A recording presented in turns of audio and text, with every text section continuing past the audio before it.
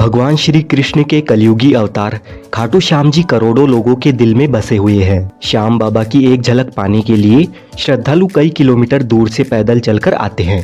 महाभारत की युद्ध भूमि में अपना शीश काटकर श्री कृष्ण जी को दान देने वाले बर्बरीक जी, जो कि राजस्थान के सीकर जिले के खाटू गांव में खाटू श्याम जी के नाम से जाने जाते हैं। श्याम बाबा के भव्य मंदिर में दर्शन करने के लिए हर दिन लाखों भक्त खाटू में आते हैं और जो भी भक्त पूरी आस्था के साथ यहाँ आते हैं, श्याम बाबा उनकी मनोकामनाएं पूरी करते हैं। कहते हैं कि जब आप हर जगह से हार जाए तो एक बार खाटू श्याम जी के मंदिर में जरूर आइए। यहाँ पर दर्शन करने से आपके सभी बिगड़े काम बन जाते हैं। जैसे जैसे कलयुग आगे बढ़ रहा है, वैसे ही श्याम बाबा के भक्त भी बढ़ते जा रहे हैं। जो कोई भी खाटू श्याम जी को दिल से अपना मान लेता है, खाटू नरेश उसके सारे कष्ट हर लेते हैं। तो खाटू श्याम जी के दर्शन करने के लिए आप आना चाहते हैं या आ रहे हैं तो आप खाटू कैसे पहुंच सकते हैं? मंदिर में दर्शन करने के बाद आप और कौन कौन से दर्शनीय स्थलों पर जा सकते हैं? साथ ही एक दिन में आप सालासर धाम में बालाजी के दर्शन करने के लिए किस तरह से जा सकते हैं? खाटू में रहने की और खाने पीने की क्या क्या सुविधा उपलब्ध है? आपका टोटल कितना खर्चा हो सकता है दर्शन और यात्रा में? आपको किन किन बातों का विशेष ध्यान रखना है? इस खाटू श्याम जी की यात्रा में आपको संपूर्ण जानकारी मिलने वाली है, तो वीडियो को बिना स्किप किए पूरा जरूर देखिए। चलिए हमारी यात्रा को शुरू करते हैं, लेकिन इससे पहले आप कमेंट में जय श्री श्याम जरूर लिखें। खाटू श्याम जी के मंदिर तक आने के लिए ट्रेन के माध्यम से सबसे पहले आपको रिंगस जंक्शन तक आना होगा। खाटू का सबसे नजदीकी रेलवे स्टेशन रिंगस जंक्शन है, लेकिन अगर आपके यहाँ से रिंगस जंक्शन के लिए डायरेक्ट ट्रेन नहीं आती है तो आप जयपुर जंक्शन तक आ जाइए। जयपुर जंक्शन पर सभी प्रमुख शहरों से ट्रेन आती जाती रहती है और जयपुर से खाटू श्याम जी जाने के लिए बसेस के थ्रू भी बहुत ही अच्छी कनेक्टिविटी भी है। लेकिन अगर आप रिंगस आते हैं तो रिंगस से खाटू श्याम जी का मंदिर 16 किलोमीटर की दूरी पर स्थित है। रिंगस रेलवे स्टेशन के बाहर आपको खाटू जाने के लिए सवारी जीप मिल जाती है, जिसका किराया 50 रुपए रहता है। और अगर आप जयपुर जंक्शन से आते हैं तो आपको रेलवे स्टेशन से रिक्शा में या मेट्रो से 1 किलोमीटर की दूरी पर सिंधी कैंप बस स्टैंड तक आ जाना होगा। यहाँ से आपको खाटू जाने के लिए राजस्थान रोडवेज की बसेस और प्राइवेट बसेस मिल जाएगी। यहाँ पर आप देख सकते हैं कि यह खाटू श्याम जी का प्लेटफॉर्म है। ये प्लेटफॉर्म उन यात्रियों के लिए स्पेशल बना हुआ है जो खाटू श्याम जी के लिए जाते हैं। इस बस स्टैंड के अंदर और बस स्टैंड के बाहर प्राइवेट और गवर्नमेंट की बसेस हर आधे से 1 घंटे में खाटू के लिए रवाना होती है। जयपुर से खाटू श्याम जी 80 किलोमीटर की दूरी पर है। खाटू जाने के लिए राजस्थान रोडवेज की बस का किराया 100 रुपए तक होता है। इसमें बदलाव होते रहते हैं और प्राइवेट बस में नॉन एसी बस का किराया 100 रुपए और एसी बस का किराया 120 रुपए का होता है। लगभग 2 घंटे का सफर तय करने के बाद हम खाटू श्याम जी के बस स्टैंड पर पहुंच जाते हैं और इस बस स्टैंड से खाटू श्याम जी का मंदिर मात्र 1 किलोमीटर की दूरी पर स्थित है। बस स्टैंड से बाहर आते ही सबसे पहले आपको ये वाला प्रवेश द्वार नजर आता है। इस द्वार को तोरण द्वार के नाम से जाना जाता है। यहाँ पर श्याम बाबा के भक्त नाचते गाते खूब एंजॉय करते हुए फाल्गुन महीने के मेले के दौरान 11 के दिन सभी भक्त निशान लेकर रिंगस से खाटू श्याम जी तक 18 किलोमीटर पैदल यात्रा करते हैं और इस तोरण द्वार के पास आकर श्याम बाबा को स्मरण करते हुए उनके दर्शन करने के लिए आगे मंदिर में जाते हैं।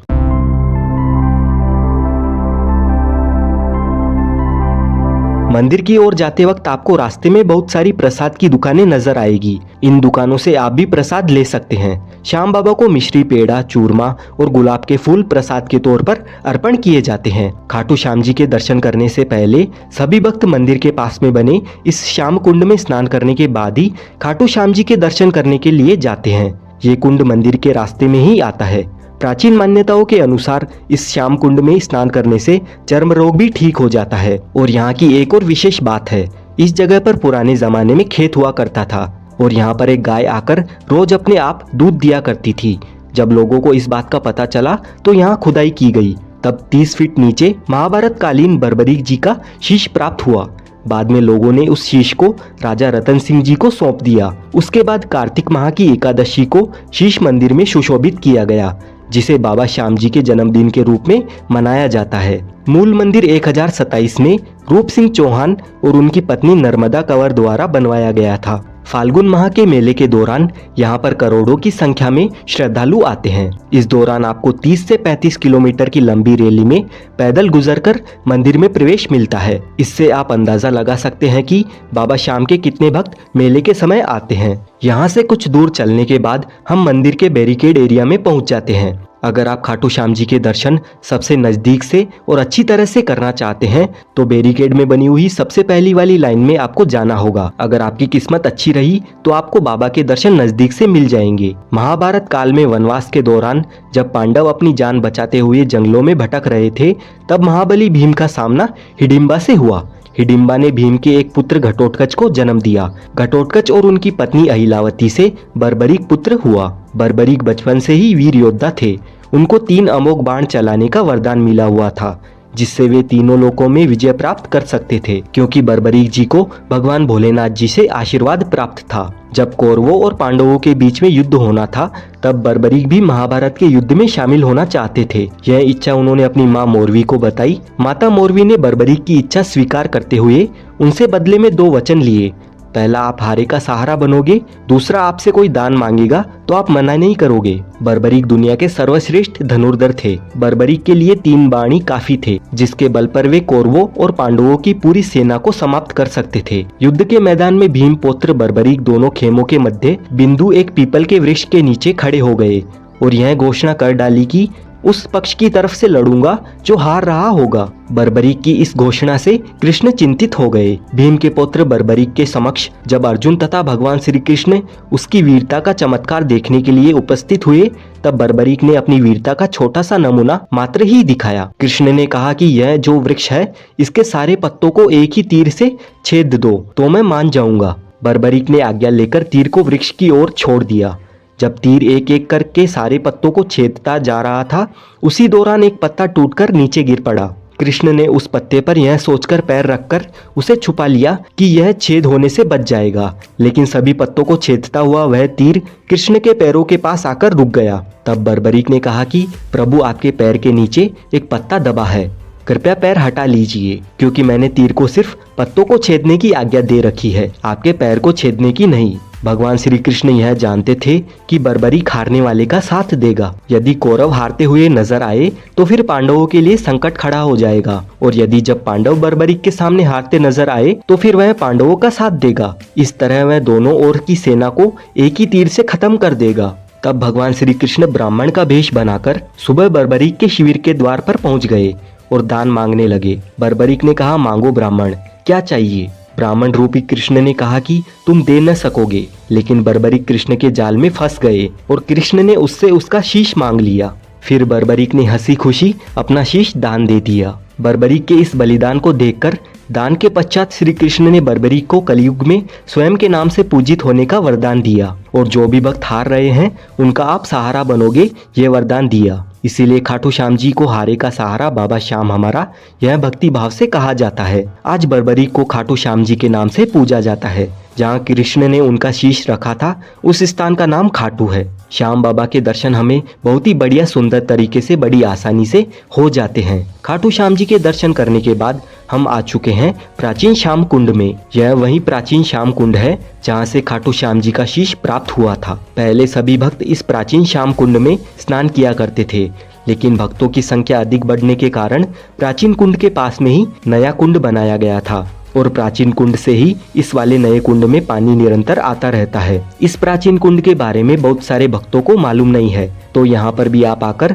दर्शन जरूर करना। खाटू नगरी में आपको खाने पीने की कोई भी कमी नहीं होने वाली है। यहाँ पर बहुत सारे रेस्टोरेंट्स बने हुए हैं, जहाँ पर आपको 100 रुपए की स्टार्टिंग में वेज थाली मिल जाएगी, और यहाँ पर आपको बहुत सारे मिष्ठान भंडार भी नजर आएंगे, जहाँ से आप मिठाई, चूरमा, रबड़ी, मावा कचौड़ी, इस तरह के सभी व्यंजन एंजॉय कर सकते हैं। यहाँ पर खाने पीने की बढ़िया बढ़िया चीजें मिल जाती है। अगर आप श्याम बाबा के दरबार में रुकना चाहते हो तो तोरण द्वार के पास में ही काफी सारी धर्मशालाएं मौजूद है। यहाँ पर आपको एसी, नॉन एसी और फैमिली रूम मिल जाते हैं। श्याम बाबा के दर्शन करने और यहाँ पर घूमने फिरने में हमें आधा दिन लग जाता है।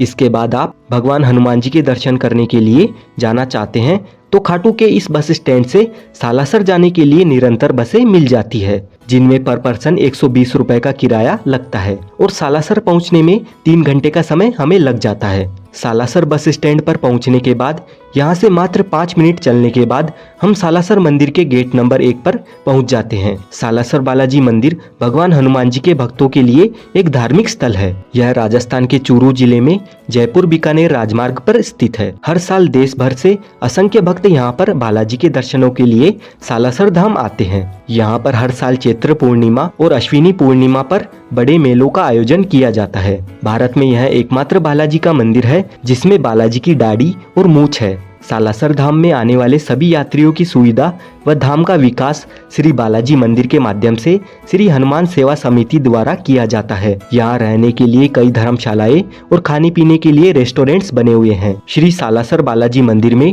बालाजी को चूरमा का भोग लगाया जाता है और जो बालाजी की मूर्ति है वो स्वयंभू है, यानी जमीन से निकली हुई है। तो आप खाटू श्याम जी के दर्शन करने के बाद सालासर धाम में भी आ सकते हैं।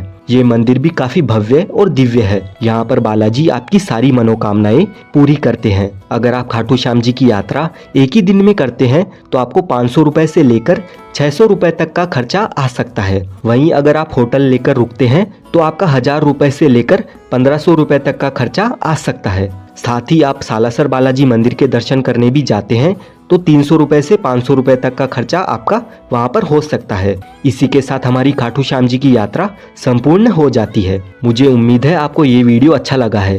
अगर आपको वीडियो पसंद आया है तो वीडियो को लाइक करें, चैनल को सब्सक्राइब कर ले। इस वीडियो की रिगार्डिंग आपका जो भी सवाल है आप कमेंट करके पूछ सकते हैं। साथ ही इस वीडियो को अपनी फैमिली, फ्रेंड्स या आप जिस किसी के साथ में भी बाबा के दरबार में आना चाहते हैं उनके साथ शेयर जरूर करें।